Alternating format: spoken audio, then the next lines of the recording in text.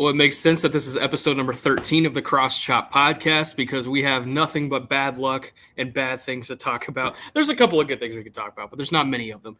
Coming out of the Week 3 loss to the Chicago Bears, Dallas Cowboys dropped their Week 3 road contest at Soldier Field 31-14. We are here to break it down and just try to figure out what continues to go wrong. And, John, this was a game that we both felt like even if the Cowboys had the issues compound into Week 3 that they still should have won. But when the offense doesn't show up in the second half, unfortunately, that's not the case. Yeah, also, before we get started, I want to give a shout-out to my best friend, Dom. You know, I was talking that shit on the last podcast about coming for his ass, and they came and got my ass. So Dom has been letting me know about the fantastic play of the Bears. You know, we're our defense is the new moniker for the defense is the antidote. You know, they fix all woes, all illnesses, all injuries facing any offense coming in. Cowboys defense is the antidote. They got they'll make it all better for everybody. Awful. So that Chiefs offense, if it's still struggling come, what is it, Christmas or Thanksgiving when they come in, I guarantee you it'll be fixed after that bad boy. But yeah, it was just going back through the all 22 today, it was just a very frustrating watch, which all of the issues, all the missed assignments in the secondary, the offense struggling in the second half to execute at a high level, the passing game kind of going into the dumpsters once CeeDee Lamb got hurt. All of it was just a hodgepodge of unfunness. So did not enjoy it. Hoping for better moving forward, but that game definitely leaves a poor taste in your mouth without a doubt. It's kind of hard to envision the Cowboys being a team that can vie for a playoff spot coming off of how badly they looked last week or yesterday. Yeah, let's dive right into the first topic that we have available, and the issues that are continuing. Wait! We got news on Tyler Booker. Yeah, I'm looking at the moment. Tap it in. I mean, I don't want to hijack the pod, but he's coming off his best game as a professional for sure. He was moving folks in the run game. He wasn't too bad in the passing game. He's probably one of the few bright spots throughout the entire roster, and the fact that he's coming out of it with a high ankle sprain, as Robert says in the chat. Yeah. So this is 4 weeks. Not ideal. This is via Clarence Hill of DLS. He said Dallas. Why do they hate vowels over there, by the way? Yeah, no, it's awful. Call himself a journalist, huh? We make fun of him. We call his outlet LSD Sports sometimes because it's just he's saying Cowboys left guard Tyler Booker, right guard, joins CeeDee Lamb on sideline for 3 to 4 weeks with high ankle sprain. That's disgusting. Especially coming off of this performance. He was one of the people I was, like I just said, I was most optimistic about coming out of the game, and getting hit with that, especially as a rookie, you know, who's developing so much week to week, making such big strides. That's just really frustrating to kind of put a halt to his progress for a month. Well, let's kind of start there. Who do you plug in? Is that a TJ Bass situation? And definitely. Yeah, TJ Bass. I think TJ Bass, he's not bad. You know, the Cowboys, you know, we give them a lot of guff for their for how they've kind of built the roster and the lack of depth at key positions. But one place where they have depth is on the interior offensive line. I think TJ Bass is a very capable swing interior guard who can plug and play pretty well. I mean, if he's only going to have to be in for a month, I think that it's fine. I don't think he's going to be impact player necessarily, but I don't think he's going to be so bad that I don't think he's going to play as bad as, say, Terrence Steele and Tyler Guyton played the first 2 weeks. So I don't think he's going to be, quote unquote, the weak link for the offensive line over the next month as he fills in. Yeah, certainly. The other options in the interior, I'm trying to think about it off the top of my head. You have Trevor Keegan, who has been on the inactive list the first 3 weeks of the season. He would most likely be your backup interior guy.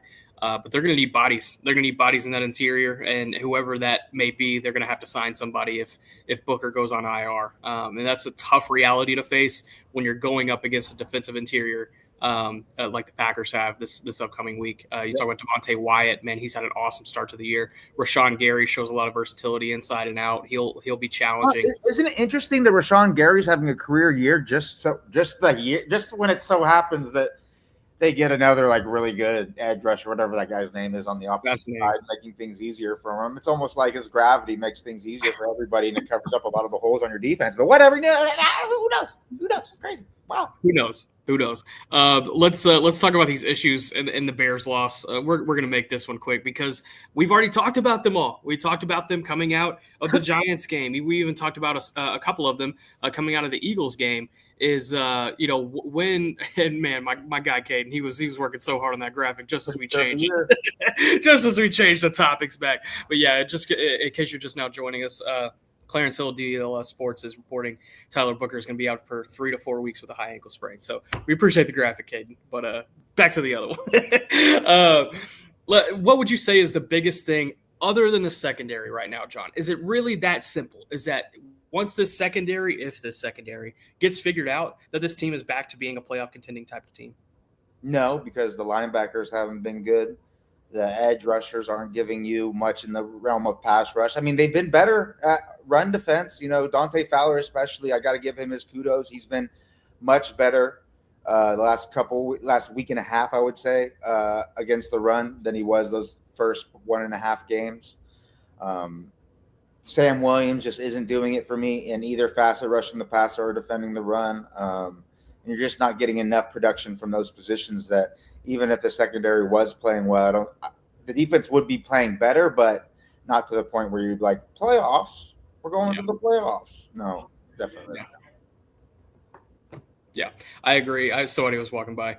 I think with offense, you loved what you saw in the first half. Even when CeeDee came out, they were able to drive down the field, get the touchdown, get the 2-point conversion. You were like, okay, maybe they can survive here against this Chicago defense. And then you don't see any points after that. John, they had Nahshon Wright as an outside corner. They have a linebacking core that has not been playing well, and that was beat up coming into the game. Their starting nickel was not playing. Kevin Byard is certainly on the back end of what his talented career has been. I don't understand why this offense was not able to stack offensive points as the second half went on. I don't get that. I think one of the biggest issues is that the Cowboys, after CeeDee Lamb, and especially Kevontae Turpin, who's playing hurt, don't have people that can generate separation by themselves. None of the guys are route running extraordinaires who just generate wide swaths of separation consistently. We know Jalen Tolbert, that's not his game. We know George Pickens, that's not his game. You can keep going down to Ryan Flanoy and the other guys that got snaps. It's just not what they do. They're not guys who are creating separation. They're there for different reasons. And when you're losing out on CeeDee Lamb and everybody else has to get pushed up a rung, it kind of exacerbates those issues even more. You've got Dak Prescott. He's checking the ball down so much because his guys in the short to intermediate to deep parts of the field aren't creating separation. They aren't creating those throwing windows where Dak can feel comfortable, really lacing those throws in. And I think that has to come down to just the mediocre route running from the rest of the receivers. George Pickens is a kind of a guy that you almost have to trust and throw it into contested coverage, but that's not something that I think Dak is fully comfortable with doing on a consistent basis yet. So that's why we didn't see him really lean into that portion of the offense. This team went 72 minutes and 11 seconds from week 1 into week 2 without scoring a touchdown. And then yesterday they go the entire second half without scoring any points, which is the second time that's happened already here in 3 games. That's a concern. That's a concern for me offensively. And CeeDee Lamb or not, sure, Jake Ferguson has been this reliable check down demon, but you got to be able to find some over the top action. They're not even attempting it at this point. I don't know why there wasn't a shot, at least one shot taken on George Pickens against Nahshon Wright. Sure, they had a safety over the top because it made life a lot easier for that Bears defense when CeeDee Lamb checked out of the game. But take that shot. That's why you invested the draft capital to go get George Pickens. The running game was certainly opening up those opportunities. They were facing heavy boxes at a certain point early in the second half. It kind of shocked me that they didn't try to feed Pickens' big play ability more than they actually did. So, and especially with the run game working so well, it's really disheartening that the play action passing game wasn't way more successful, because that is one of the main pillars of why teams want to establish the run so much, is because it allows you to have much more success on the play action passing game, because you're going to suck up those second level defenders and create those voids in between zone zone coverages at the second level, especially. So it's really frustrating that the Cowboys weren't able to scheme up shot plays, better downfield passing production, those type of things. It almost felt like when CeeDee Lamb went out, they didn't like Shoddy and them did not have an idea of what to do to maximize the rest of the players on the offense, to really optimally use them to create scenarios where they can really produce in the downfield passing game. Speaking of that, let's go ahead and dive into CeeDee Lamb's injury. Dealing with a high ankle sprain. Looks like he's going to be out. Best case scenario, 2 weeks. Worst case scenario, probably trending more toward 4 weeks. The timeline's going to be a lot more clear as we get into next week. But regardless, CeeDee Lamb's not going to play on Sunday against the Green Bay Packers, and most likely is not going to play against the Jets the following week. So how does this offense find production, consistent production in the passing game? You talked about it. They don't really have, other than Turpin, they don't really have a guy that can cross the field and be this, a developed route tree type guy. I think Pickens has that ability, but again, you're wanting to maximize his physical attributes on the outside and try to make some things happen within that. Jake Ferguson, he's second in the NFL right now with 27 receptions. You could certainly see that going up over the course of the next couple of weeks. How does this change the offensive game plan? Do you rely more on Javonte Williams, but now your right guard is out with your center? There's a lot going on the offense. Yeah, this is where, I said last week that Clayton Adams is going to have to earn his paycheck creating run game scenarios to have success against the Bears, and he did exactly that. He did fantastic job of scheming up opportunities to get the Cowboys to the edge, get blockers to the second level on the linebackers. He used a lot of wham concepts, a lot of outside zone. He did a really good job scheming up the run game for the Cowboys against the Bears. And Shoddy's going to have to do the same thing for the passing game against the Packers and moving forward, using the play action passing game more thoroughly, doing stuff like that, using more,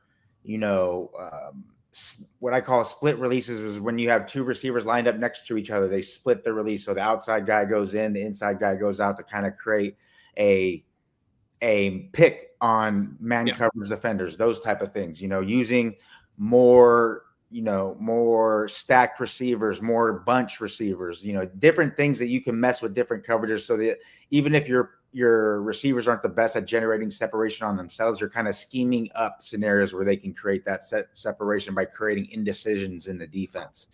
And I think that's going to be a key, especially against a defense like the Cowboys are going to play with the Packers, where they're not afraid to blitz. They're not afraid to give you different looks, align people in a bunch of different ways.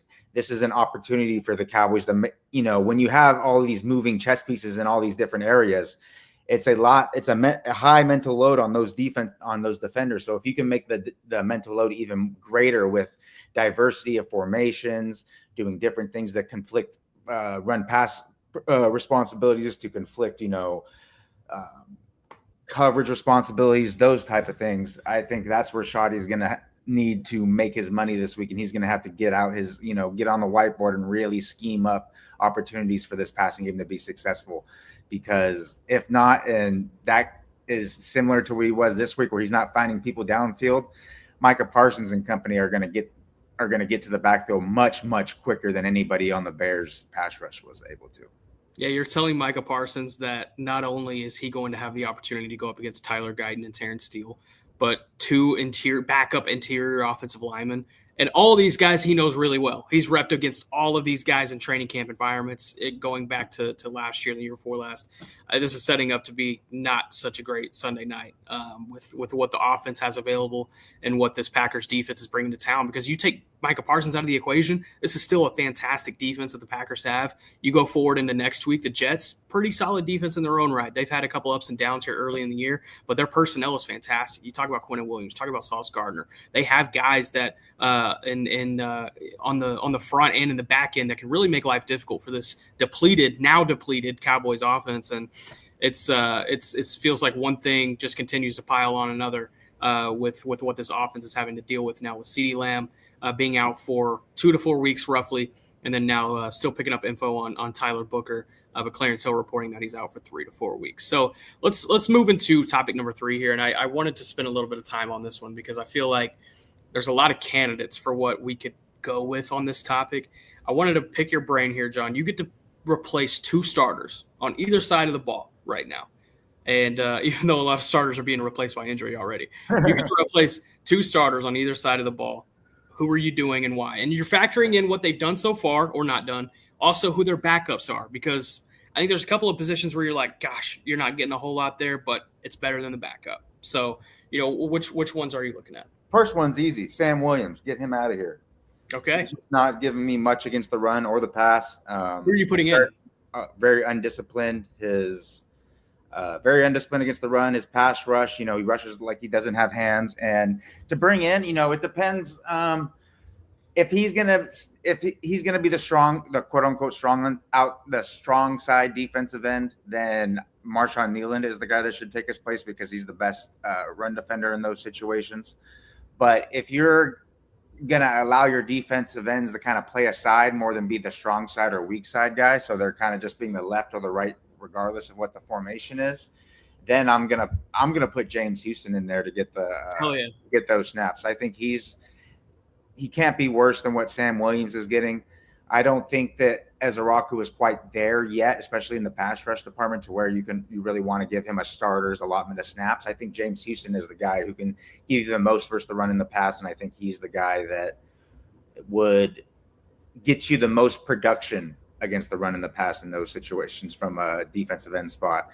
So that's the first one. And then the second one's a little bit difficult. I was thinking, a myriad of different spots. Obviously the Cowboys kind of did it on their own with Donovan Wilson, subbing him out for Wanye Thomas against the Chicago Bears. I think that's wise given, how Eberflus is going to play this defense, how he's going to he wants his safeties to be kind of interchangeable. He's not going to have a box guy and a deep guy, which we've seen work in the past.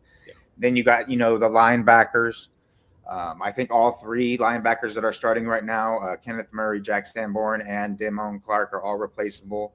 I think you can put Maurice Luafau in for whoever you think is the weakest link among those. If you want to remove Clark, because that's the easiest, because he would be playing the Sam linebacker position. That's the most akin to his skill set. That works. If you want to, take Murray out, slide Sanborn to the Mike, slide Clark to the Will, and then make Luafau the Sam, or you want to do the same thing but take out Sanborn, move Clark to the Will, play Luafau at the Sam. I think all of those are also good. So I it's tough, but I stuck with the linebacker position. I would take out Damone Clark and put in Maurice Luafau, not because I think Kenneth Murray and Jack Sanborn are playing really any better than Damone Clark, but I just think that is the easiest place to insert and not really rock the boat of the defense and not really change the communication, even though probably the communications need to get changed because we're seeing so many miscommunications and issues on that front. But I think those are the 2 that I would do, but there is a myriad of spots where you could see the Cowboys making a change, whether it be, offensive tackle with Terrence Steele, with Nate Thomas. I wouldn't really want to do that now because I think Terrence Steele is probably coming off his best game of the season at right tackle. He did some really, really good things as a run blocker against the Chicago Bears. So I don't know if the timing's quite right there, but that's where it kind of landed. Caden, you can put this breaking news graphic back up for a moment. Producer Caden, appreciate you in the back. Getting some more clarity on this Tyler Booker situation. The timeline is looking more like 4 to 6 weeks. Tyler Booker. Yeah. Happened late in the game. He still ended up playing every snap. I believe there were 73 snaps in that game. And TJ Bass is the assumed starter at this point. But, there'll be more to figure out in that department here in the next 24 hours. But looking more like 4 to 6 weeks. So this is going to be an IR stint for Tyler Booker. Wait. I said James. Oh, yeah. Sorry. I said James Houston, but obviously you put Clowney there. Yeah, I was going to ask you about starting. Yeah, you just slipped my mind that he had been signed in the first place. But yeah, that's the obvious, not James Houston. Insert my boy Clowney right into that starting spot. The 2 guys that I will go with on this topic, I'm going to start with Donovan Wilson.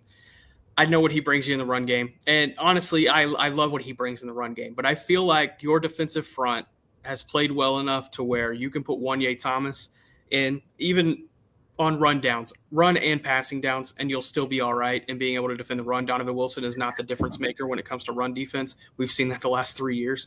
So I'm exchanging Wanye Thomas for Donovan Wilson at this point. I think that's a change that is necessary. I think it's a change that will not happen realistically because they have invested so much into Donovan Wilson from a leadership standpoint this year. They have the captaincy on his chest, but I was surprised to see Wanye rotate in that fourth quarter of the loss against the Bears. I thought that was telling because it happened a couple of times last year when Donovan Wilson was having rough games.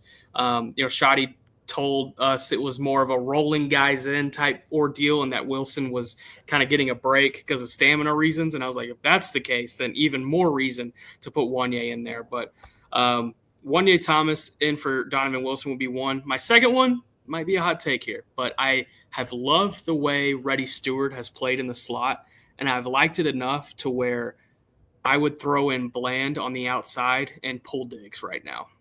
Maybe not a permanent change, but I would do it right now. I would do it right now because I don't feel like Diggs is back to 100%. I think there was so much effort in getting him ready for week one. And, everyone wanted to see it happen, and it did happen. And that's credit to Trayvon Diggs. But I don't feel like he is ready for game speed environments just yet. You see that on the press against Roma Dunze yesterday where he slips and falls. That's not because of his knee. That's because he didn't have a training camp and he hasn't been working out for the last 8 months. And so right now I would be working Diggs in simply rotational type situations, very limited snaps, like Maris Leofau type snaps for Trayvon Diggs. And I'd be starting Bland, Elam, and Reddy Stewart at this point. That's kind of a hot take for me, but there's one I was surprised. That's sizzling, baby. There was one I was surprised that we didn't bring up. It's maybe a little less surprising now that we've heard about this Booker injury, but there's been a lot of Nate Thomas love on the timeline. To slide in either at left or right tackle. I think right would probably make the most sense. But I'm curious of your opinion on the, hey, just start Nate Thomas scenario. Like I just said, I don't think the timing is really correct now. I think if you're going to do it, you would do it after week 2 because they were playing really poorly. But I think that you're coming off of probably the best game for each of your tackles against the Bears, especially in the run game. I thought they both did a very, very good job creating holes, displacing defenders, especially on combination blocks. I thought they did a good job there. So I don't think the timing is really correct now, but I think that we're definitely at the point where 1 or 2 more really poor performances from Steele, and you're going to see Nate Thomas inserted in his place. I think that Tyler Guyton, just because he didn't have an off season and he's still young, has a bit of a longer leash. But I definitely think they're at the point where they are in contemplation about inserting Nate Thomas into Steele's spot. I would be too. Those first 2 weeks were really, really piss poor from Steele, especially. Yeah. Let's dive into the pass rush issues. You've touched on it a little bit, John, but this team cannot get to the quarterback. 3 games, they only have 3 sacks. It feels like I've been duped. It really does, John, because I came out of training camp thinking, okay, this team doesn't have Micah, but they have a serviceable pass rush department. They have Donovan Ezraku, which we both felt great about. They have Sam Williams, who seems re-energized. Marshawn Nealon's going to be your good plus run defender and will be able to offer you some pass rush upside. If you're looking at a reality where Kenny Clark and Marshawn Nealon are tied for the team lead for sacks, that's a bad thing. That's a bad thing right off the top. And the fact that they only have 3 sacks in 3 games is a big issue too. The pressure counts are there, but it's not resulting in the quarterback actually coming down. Asked Kenny Clark about it yesterday in the locker room, and he attributed it more to quick action in the pass game from Chicago. I don't buy that because Caleb Williams had just as much time in the pocket as Russell Wilson did. There was not a whole lot of quick action in that game. It is simply this defensive front cannot get home. John, I want to dive into your expertise here because I trust you as a pass rush evaluator more than just about anybody. What the hell's the problem? They're just not winning. They're just consistently not winning. We got Sam Williams on one side. He's rushing like he's playing patty cake. I posted a GIF that kind of epitomizes his issues rushing the passer. He doesn't he just runs upfield and then runs chest to chest when he's using his bull rushes, which is way too much of a part of his pass rush arsenal right now. He's not dipping his pads. He's not lowering his hip height. He's not creating leverage so that he can generate more power to exert on the players. He's just kind of running chest to chest. His hands, he's not using them really correctly. The only time he has any kind of success is when he uses pure speed into a rip off the edge, and he just does not do that as consistently as he needs to. Dante Fowler is the guy who will have a couple rushes every game that it's like, okay, there's the guy we need. There's the guy we need. But like I've been saying since he was picked up, like I said on the podcast leading up to the season, he's a guy who plays much better on a limited snap count where he can really pin his ears back and go, where he doesn't have to think about run pass responsibilities and all that, because when he does, it really slows his pass rush and breaks his rhythm. He's a rhythm pass rusher. So when he can play in only passing situations where he can just get upfield and go, he can establish that rhythm that allows him to continue to have consistent success rushing the passer. Marshawn Nealon, he's never going to be a guy that's going to generate a ton of pass rush, and I think he's doing better than what we all thought, but that's still, he's not a guy who can be your alpha pass rusher on the edge. Donovan Ezerako, I think he has some little technical inefficiencies that are not allowing him to have success rushing the passer. I posted a GIF earlier today. When he's doing his Euro step cross chop, he's starting it with too much distance between him and the tackle. So when he executes it and he's trying to go for that cross chop, the offensive tackle's outside hand is too far away, so he's not able to slap down and parry that strike.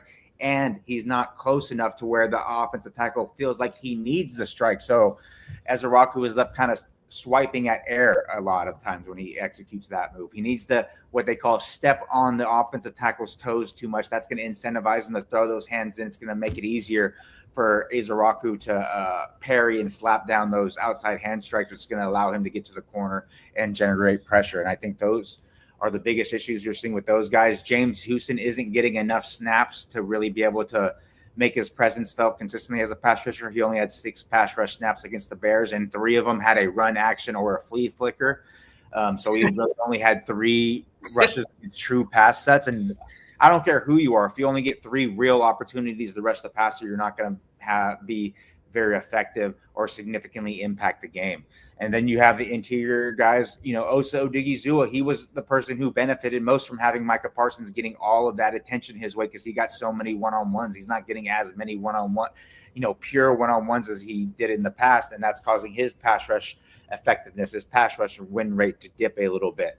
And then you got Kenny Clark. I think Kenny Clark is doing about what you expect from Kenny Clark. This is kind of what the pass rusher he is, and I think he's finding success, 2, 3, 4 times a game, and that's fantastic for a nose tackle, especially for the Cowboys, whose nose tackles usually give them a big fat goose egg in that department. So the fact that he's giving them anything and is actually doing a pretty decent job. I think he has, of the nose tackles in the NFL, I think he's in the top 5 to 10 in pass rush win rate. He's doing a really good job in that department, but just the other people around aren't able to carry their own weight.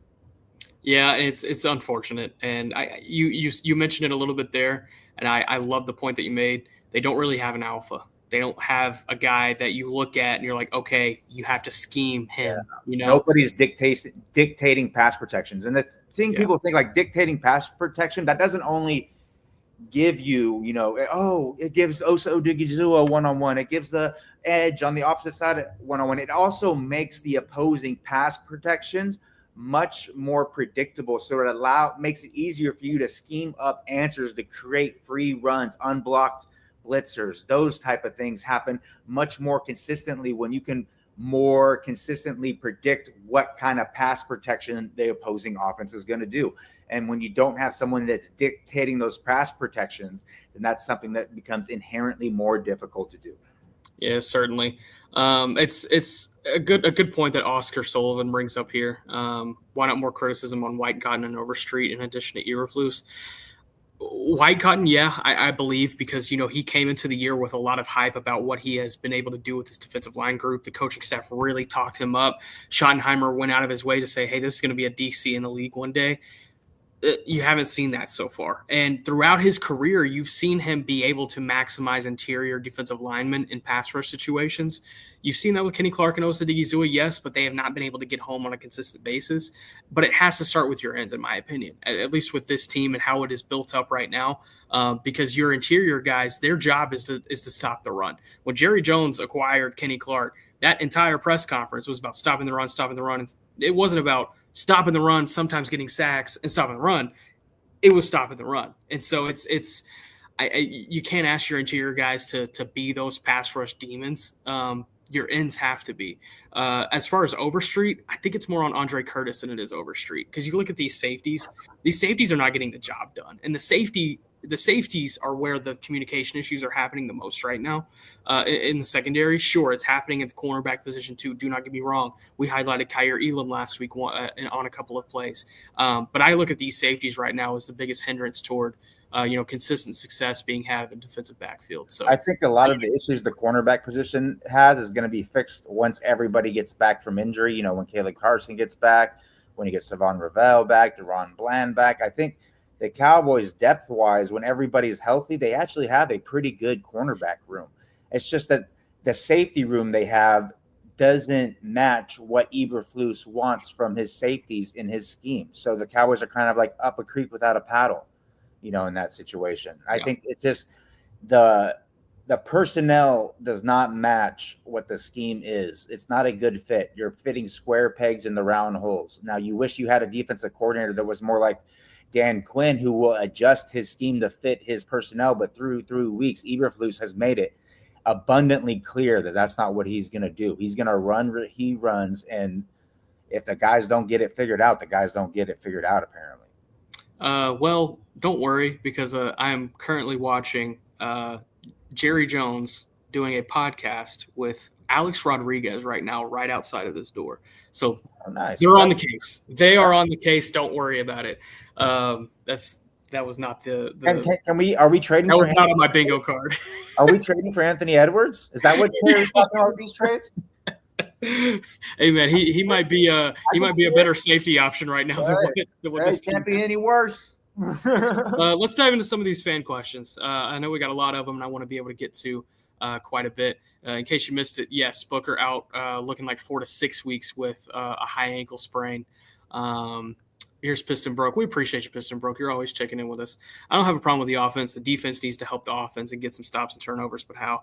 100% with you. I mean, the complementary football has not been there on the side of the defense. The offense has tried to play off defensive success at times, but that defensive success is not continuous. You think about the Bears received to open that game, and Cowboys forced them into a 3-and-out. You're like, damn, like that was a good possession, that -2 yards on that opening possession. And the Cowboys offense starts to drive down the field, and it looks like you're looking at a scoring drive, and then the Javonte Williams fumble, and it just kind of snowballs from there. The next drive was the Roma Dunze touchdown on Trayvon Diggs. So complimentary football just has not been there. It's been tough to sustain. Yeah, and I think just Eberflus's scheme is one that he needs. They say the X's and the O's, or the Jimmys and the Joes. Eberflus needs the Jimmys and the Joes to create those turnovers. His scheme, he's not going to, create scheme that's going to confuse the quarterback and goad him into throwing interceptable passes. He's not going to, that's just not something that's going to happen. He needs his 4 down linemen up front to win, to generate pressure, so that his spot drop zone coverage, his coverage defenders don't have to stay there for long. They can just read the quarterback's eyes, drive on the ball, and create turnovers that way. But when you're not getting pressure and the quarterback can sit there and hold the ball and look off defender this way, look off a defender this way, and attack, avoid in between zones, when these spot drop zone defenders are having to be in coverage for 3-4 seconds, it's just not a recipe for success, and especially to create turnovers. So it's a hodgepodge of issues that are creating the inability to create those turnovers. Good question here from Zachary South. Did Wanye help at all in coverage in his limited snaps? Love the show. Appreciate you, man. We'll have more on this on Wednesday. We're going to dive into the film a little bit more over the course of the next 48 hours and have a better review of what's going on in the secondary again, coming out of week 3. But that is one of the things that I'll be looking at, is how did Wanye play in the fourth quarter whenever he got in. Do you have anything to add? Yeah, I think he was better than Donovan Wilson. I think especially when he was playing in those deep responsibilities, he was a lot more aware of the deep of who was attacking deep and where he needed to situate himself so that the Cowboys wouldn't get beat deep in his zone. I don't think he was perfect, but he was definitely more sound than Donovan Wilson had been in that game and in this season up until that point. Good question here from Alias. Do you think Clowney has enough left to be effective in rush to affect the rush and take some pressure off the corners? He is not someone. He's not going to fix the Cowboys' pass rush woes at all. He's not He's at that definitely level. not going to fix the defense overall either. Yeah, he's not going to fix everything, but he is definitely better than what they have, and that small upgrade should lead to better results, but not the optimal results that we want to see.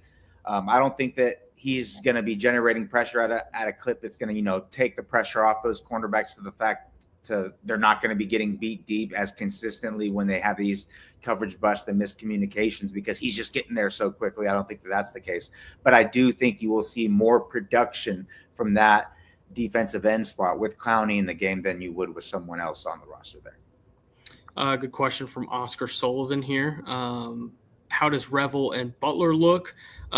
Butler is most likely trending toward November. That timeline is staying pretty consistent as of right now.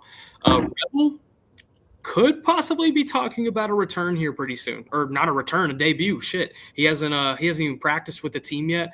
I will heavily emphasize when it comes to Revel though, is that whenever he is cleared to practice, it is going to take probably that full 3-week window to get him up to game speed, to get him ready for a game type environment. So if you're looking at a return to play, I think late October, early November is probably best case scenario right now. And that would be along the same timeline as DeMarvion Overshown.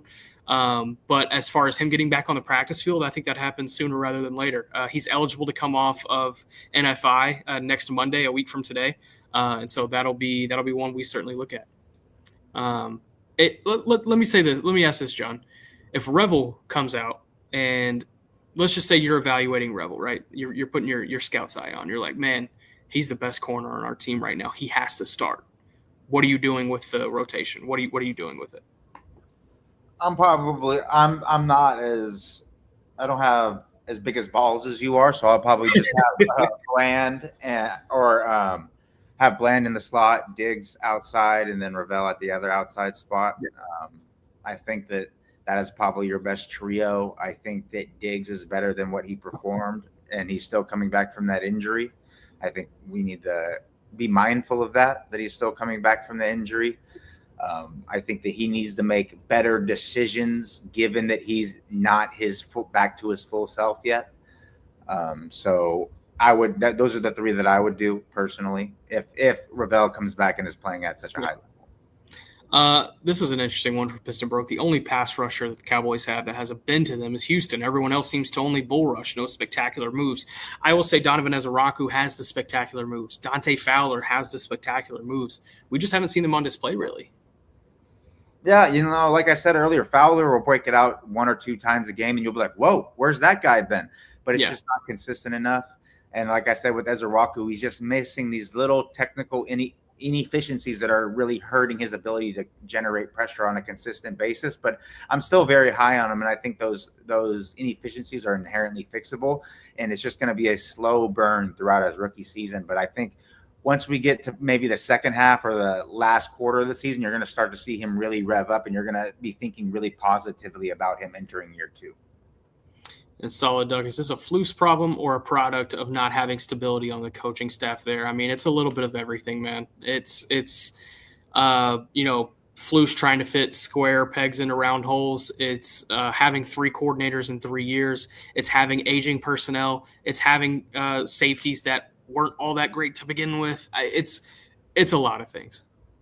Yeah, I agree. It's really hard from the outside looking in to really know what exactly is the issue there. We're not in the meetings. We're not seeing how things are communicated and coached on a consistent basis. It's something that I would really lean on you on to find out, by talking to players, by talking to other people on the coaching staff, getting really that inside insight into really what's going on. Because that's something that is really almost, in my opinion, almost impossible from just a purely outsider looking in type thing to really figure out what exactly is the issue in that department.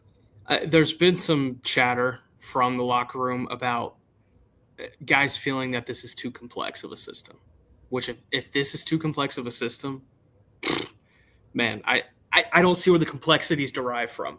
Obviously, we're not there making the calls, and we're not there understanding what the communication checkpoints are or the pass-off communication is like.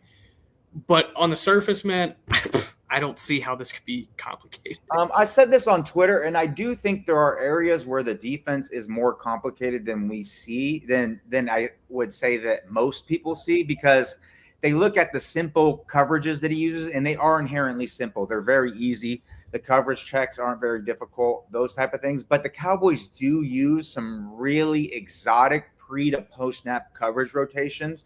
I mean, there was one last week where Diggs was aligning in press as an outside corner, and then he had to bail all the way to the deep middle, like they were running a Tampa 2, and he was the pole runner. You know, they have these really exotic coverage rotations where someone can be aligned in one area, but their coverage responsibility is in a totally different area. And I can see how putting that mental load onto the defense can be taxing to the point where it creates these opportunities for these missed assignments and these miscommunications, because these guys are trying to worry about, okay, I'm aligned here, but I got to cover over there. And then, you know, maybe there's a coverage check made in the middle of the play. They don't catch it because they're trying to think so much about where they're doing and where they're going to have to be post snap and all of those things. Eberflus is trying to put some disguise into his defense, and I can see how that is making things a little bit more complicated than to the general eye. But even having said that, there are much, much more complicated defenses throughout the NFL. You know, Mike Zimmer's defense last year was more complicated, especially on third downs. We've seen Brian Flores, who might have probably the most complicated defense. We see the stuff that the Chargers do is very complicated. There are much more complicated schemes, but I think it comes down to those coaches have a much more streamlined ability to communicate and teach the complications of their defense. And Eberflus, obviously, however he's teaching or communicating this defense, is just not up to snuff with the personnel the Cowboys have. We're going to wrap up with 2 draft questions. Draft guy Nick Harris. Draft guy is also John Honing, let's be fair. How high will the Cowboys have to be in order to draft Caleb Downs next year? Top 5 is the beginning of the conversation. That's a weird way to spell Ruben Bain. Hey, man, Ruben Bain's starting to go number 1 overall. Weird. Man. Which leads us into the next one. Besides Ruben Bain, who else are the Cowboys 26? Draft him twice. Fuck it. I did a PFF mock draft today for shits and giggles. There you go. I was able to get Francis Mauigoa at 13 overall, which I feel like would be your immediate replacement at right tackle. It's a great start on moving on from Terrence Steele. And then I think it was 27 for the Packers pick. Anthony Hill was still on the board, and I was like, shit, sign me up. Easy. Got Dylan Thieneman in the 3rd round out of Oregon. I think that's how you say his last name, Thieneman. But that's one of my favorite safety prospects in this class. But we will see. Also not related, but I've never seen John Owning and BJ Novak together in the same room. That's crazy. How fucking dare you, sir? I just looked up BJ Novak. How fucking dare you, BJ? I look nothing like this fucking nerd. I would roll him into a goddamn ball and roll him down a hill. What the? Are you an Office guy? I mean, I'm not a huge Office guy, but I've seen it. Obviously, I've watched a lot of episodes, but I'm more of a Parks and Rec Scrubs guy. Okay. I've been on the Parks and Rec wave again recently. I'm going through my rewatch. It's been pretty solid. Actually, we'll land on this one. Who would have had more impact had we let them? Tank or J. Lou? Right now, Tank. Easy.